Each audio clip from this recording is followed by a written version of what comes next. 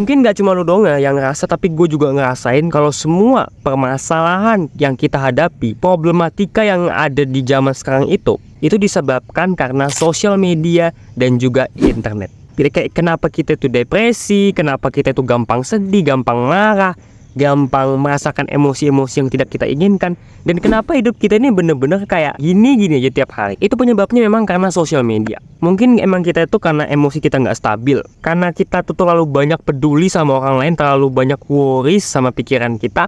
Tapi yang menyebabkan semua itu karena sosial media. Dan menurut gua obat terbaik kalau misalkan lu itu anxiety, kalau misalkan lu depresi atau lu semacamnya, itu adalah cut off diri lu sementara dari sosial media. Kayak selama seminggu aja. Misalkan lu punya keluarga, lu bisa minta tolong sama kakak lu, sama adik lu, buat coba untuk simpan semua laptop, semua komputer dan HP gua, gadget gua ke lu, ya. Kalau misalkan gua ngambil, gua bakal denda 20.000. Gua bakal kasih lu uang 20.000 setiap hari, setiap kali gua gagal. Dan lu coba itu kayak minimal seminggu lah. Dan gua udah cobain selama seminggu, dan gua rasain adalah gue itu kayak kangen sama habit gue yang lama, kayak gue scrolling, gue lihat teman-teman gue di IG, gue lihat konten-konten short di YouTube. Tapi untungnya gue tuh punya self control, yang mana kayak oke, lu harus ingat sama goal. Lu harus ingat kalau lu ngelakuin gini terus-terusan, lu nggak bakal punya kemampuan untuk memaster semua hal dalam hidup ini, mastering diri lu sendiri. Dan kenapa kebanyakan orang itu ngelakuin dopamine detox dan gagal? Selalu aja mereka tuh berada di cycle ini, di cycle setan ini yang nggak pernah ada ujungnya. Ya karena mereka tuh nggak punya self control. Mereka tuh nggak punya mindset, kenapa sih gua tuh harus ngelakuin dopamine detox?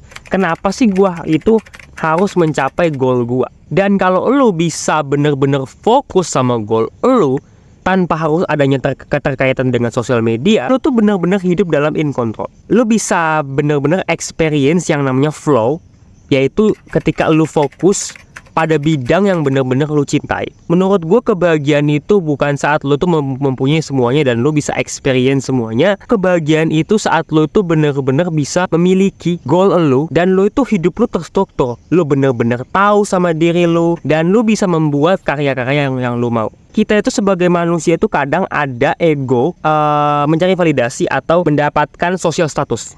Ya, itu alasan kenapa itu kita tuh reaching sosial media. Karena memang kita itu kayak, oh shit man, lihat diri gua udah ngelakuin gini. Coba deh gue liat sosial media. Terus lu membanding-bandingkan diri lu sama sosial media, and that's bad idea.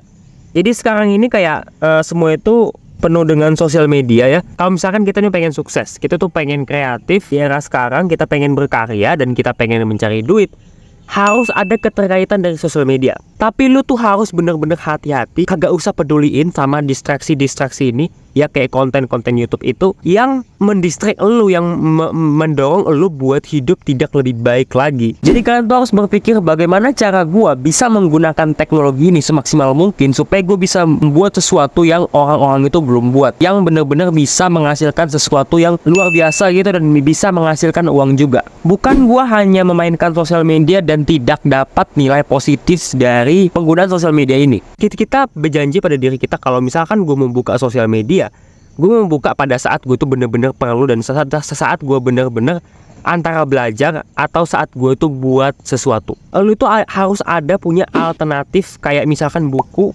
atau enggak meditasi. Jadi menurut gue setiap kali lu tuh pengen membuka sosial media, pengen mendistract diri lu tuh harus nyaman dengan yang namanya tuh kebosanan. Kebosanan menurut gue itu salah satu hal yang produktif, yang membuat gue produktif. Terus lu harus sering-sering yang namanya tuh meditasi.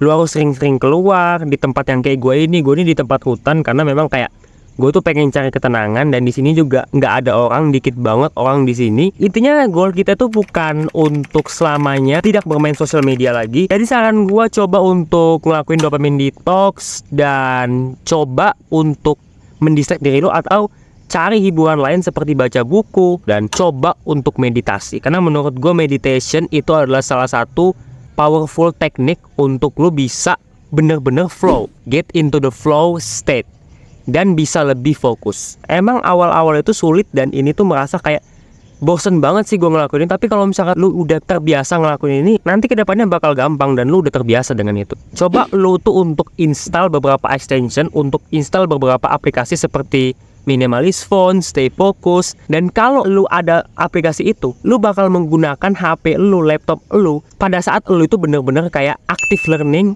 active creating. Maksud gua adalah kayak lu tuh secara aktif menggunakan sosial media, tidak secara pasif, tidak endlessly scrolling sosial media yang mana itu buruk juga buat otak lu. Menurut gue itu untuk dikatakan gampang, tapi untuk bener-bener dilakukan itu sulit. Tapi gue percaya sama lu kalau misalkan lu bisa keluar dari canduan yang ini, semua kecanduan di dunia. So, apa yang kalian tunggu-tunggu lagi? Mulai sekarang, taruh HP kalian dan hidupkan mimpi kalian. Lakukan goals-goals yang kalian pengen mau lakukan sekarang. Semangat!